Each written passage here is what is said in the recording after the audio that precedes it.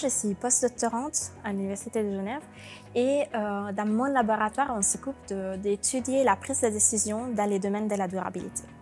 Qu'est-ce que ça veut dire? On s'occupe de comprendre comment les gens ils font des choix d'investissement dans toutes les technologies à baisse émission de CO2, comme les panneaux solaires et les voitures électriques.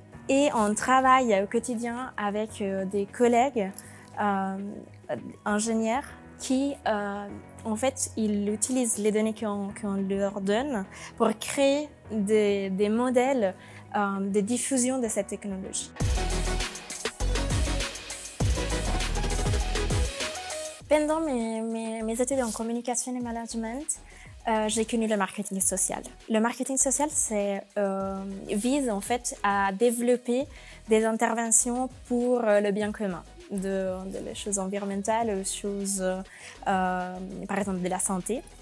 Et je m'y suis passionnée. Cet intérêt pour le marketing social, ça a été le sujet de ma thèse de doctorat à l'université de Neuchâtel, où j'ai étudié comment les émotions pouvaient être utilisées comme instrument de promotion des comportements environnementaux. Dans ma thèse, j'ai étudié comment l'espoir pouvait justement déclencher des comportements pour la protection de l'environnement. Et étonnamment, il n'y a pas beaucoup de chercheurs ou chercheuses qui se sont plongés sur le sujet, à exception de professeur McInnes en Californie, en Amérique.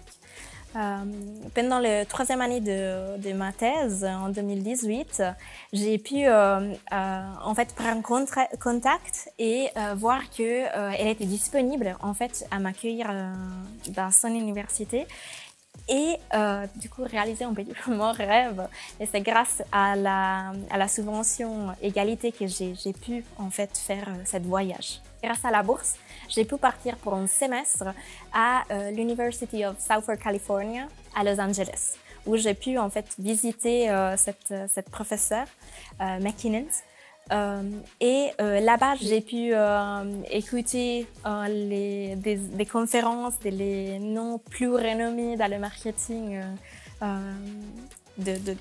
américain.